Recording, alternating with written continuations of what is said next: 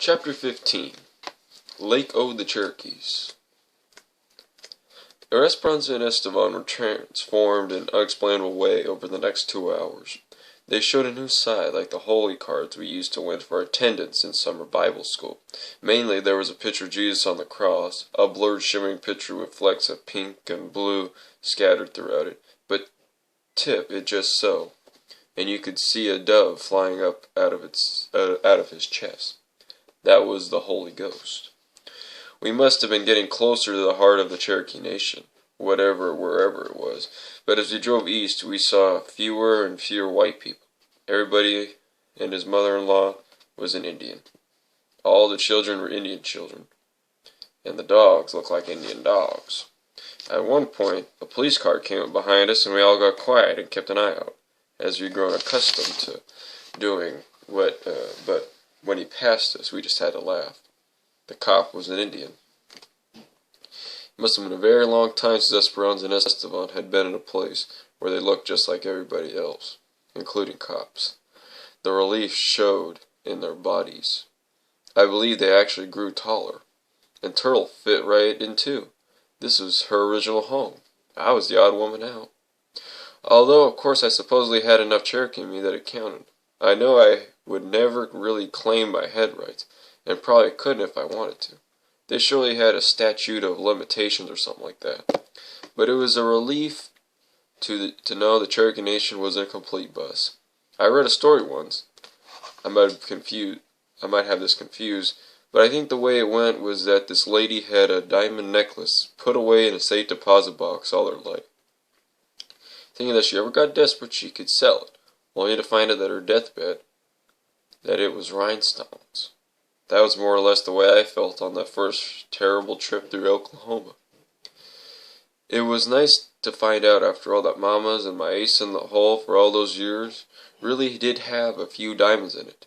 Lake Uluga, Lake of the Cherokees. The Cherokee Nation has its own Congress and its own president, I reported to Esperanza and Esteban. Did you know that? I wasn't sure if I actually knew this, or was just elaborating what the girl in the restaurant had told me. The scenery grew more interesting by the mile. At first it was still basically flat, but kind of rolled along. Like a great green rumpled bedsheet. Then there were definite hills. We passed through little towns with Indian names that reminded me in some ways of Kentucky. Here and there we saw trees. Once, all of a sudden, Turtle shouted, "Mama!" She was pointing out the window. My heart lost its beat for a second. To my knowledge, she had never referred to anyone as Mama. We looked, but we couldn't see anybody along the road. There was only a gas station and a cemetery. Turtle and Esperanza were becoming inseparable. Turtle sat on her lap, played with her, and whined at the rest stops when Esperanza wanted to go to the bathroom by herself. I suppose I should have been grateful for the babysitting. I couldn't quite imagine how I would have kept Turtle entertained by myself while I was driving. We managed a long trip before, of course, but that was in Turtle's catatonic period. At that stage of her life, I don't think she would have minded much if you put her in a box and shipped her to Arizona. Now everything was different. Lake of the Cherokees was a place where you could imagine God might live. There were enough trees. I still would have to say it's stretching the issue to call the Ozark mountains, but they served. I felt secure again, with my hopes for something better tucked just out of sight behind the next hill. We found a cottage right off the bat. It was perfect. There were 2 bedrooms, a fireplace with a log-tailed bird stuffed on the mantel, and a bathroom with an old clawfoot tub, one leg poked down through the floor. But the remaining 3 looked steadfast. It was one of a meandering row of mossy green-roofed cottages lined up along a street bank in a place called Saw Paw Grove. They didn't want to take it for the night, but I insisted. We had the money from Maddie, and besides it wasn't that expensive. No more than we would have spent the night before if I hadn't connections at the Broken Arrow. It took some doing, but I convinced Esteban and Esperanza that we weren't doing anything wrong. We deserved to have a good time. just for this one day. I convinced Esperanza that we weren't doing anything wrong. We deserved to have a good time just this one day. I told him to think of it as a gift. As an ambassador of my country, I'm presenting you with an expenses-paid one-day vacation for 4 at Lake O' the Cherokees.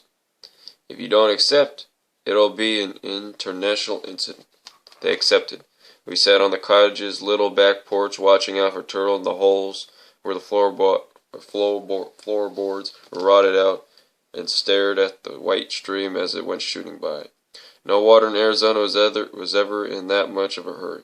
The moss and the ferns looked so good I just drank up all the green. Even the rotten floor planks looked wonderful. In Arizona, things didn't rot, not even apples. They just mummified.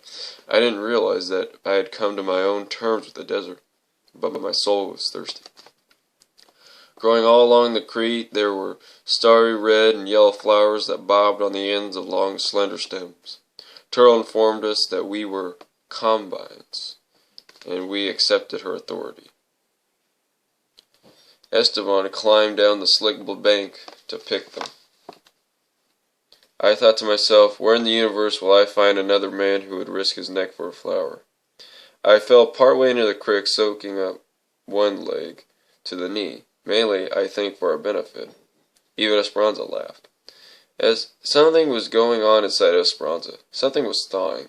Once I saw a TV program about how spring comes to Alaska.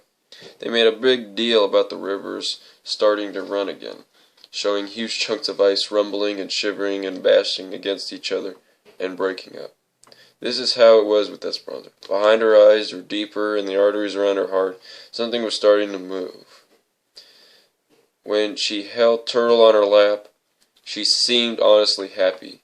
Her eyes were clear, and she spoke to Esteban and me directly, looking at her eyes. Esteban survived his efforts and handed a flower to each of us. He kissed Esperanza and said something in Spanish that included me and more, and fixed the flower in her buttonhole so that it sprang out from her chest like one of those snake in a can tricks. I can imagine them as a young couple, shy with each other, doing jokey things like that. I braided the stem of my flowers into my hair. Turtle waved hers up and down like a drum major's baton, shouting, "Combine, combine, combine." None of us apparently was able to think of any appropriate way of following this command. I was supposed to be calling them Stephen and Ho now, so they could begin getting used to it. I couldn't. I had managed my own name. I had changed my own name like a dirty shirt, but I couldn't help change theirs. "I love your names," I said, "but they're about the only thing you came here that you still got left. I think if you should only be Stephen and Hope when you need to pull the wool over somebody's eyes, but keep your own names with your friends." Neither one of them said anything, but they didn't urge me to call them by false names. Later we found a place that rented boats by the half hour, and Esteban and I took one out onto the lake. Esperanza did not want to go. Esteban and I took one out onto the lake. Esperanza did not want to go. She didn't know how to swim, and I wasn't sure about turtles, so the two of them stayed on the shore feeding ducks. Esteban and I took turns rowing and waving at the shore until Turtle was a tiny, bouncing dot. By then we were in the middle of the lake, and we let ourselves drift. The sun bounced off the water, making bright spangles and upside-down shadows on our faces. I rolled my jeans up to my knees and dangled my bare feet over the side. There was a fishy-smelling assortment of things in the bottom of the boat, including a red and white line floater and a collection of pop-top rings from beer cans.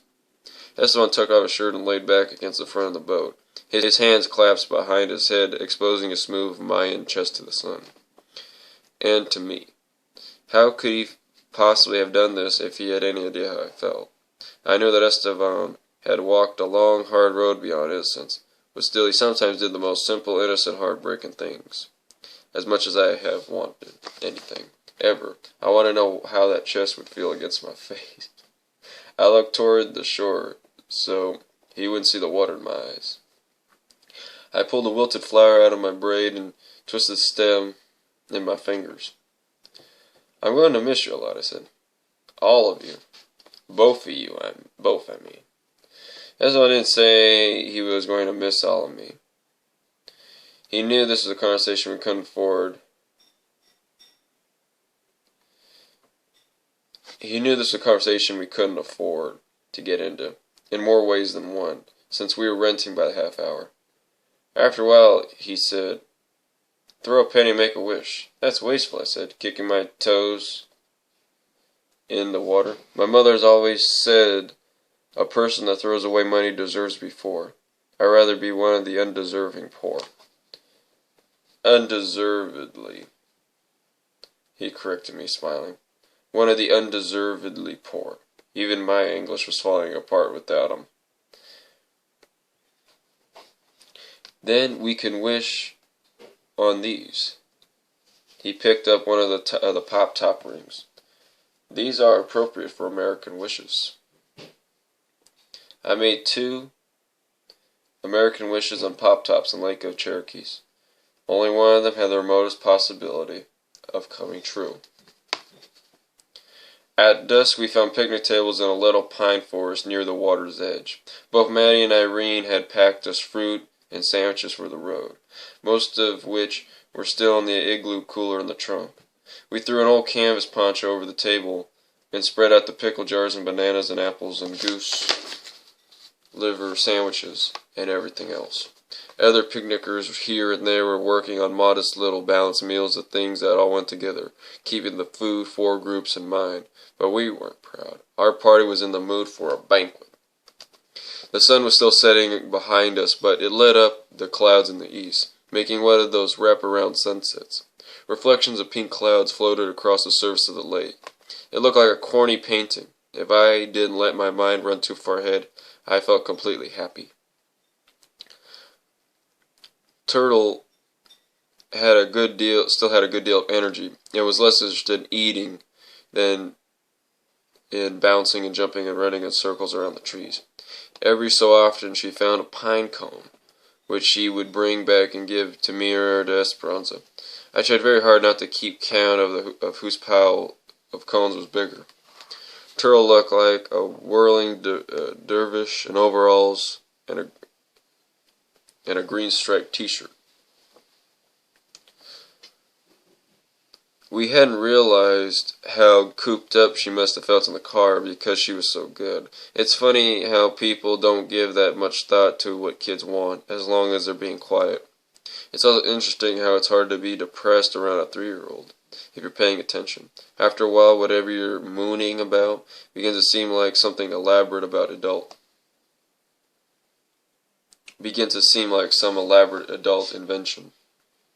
Esteban asked us which we liked better, sunrise or sunset. We were all speaking in English now, because Esperanza had to get into practice. I couldn't object to this. It was a matter of survival. "Sunset, because sunrise comes too early," Esperanza said, and giggled. She was very self-conscious in English, and seemed to have a whole different personality. I told him that I liked sunrise better. Sunset always makes me feel a little sad. "Why?" I peeled a banana and considered this. "I think because of the way I was raised. There was always so much darn work to do. At sunrise it always seemed like you got a good crack at getting everything done. But at sunset you know that you didn't." Esperanza directed our attention to Turtle, who was hard at work burying Shirley Poppy in the soft dirt at the base of the pine tree. I had to laugh. I went over and squatted beside her at the foot of the tree. "I had explained something to you, Sweet Pea. Some things grow into bushes or trees when you plant them, but other things don't. Beans do, but all babies don't." "Yes," Turtle said, patting the mat of dirt. "Mama." It was the second time that day she had brought up a person named Mama. I registered this with some kind of electric shock. It started in my hands and my feet and moved towards my gut. I knelt down and pulled Turtle in my lap. "Did you see your mama get buried like that?" I asked her.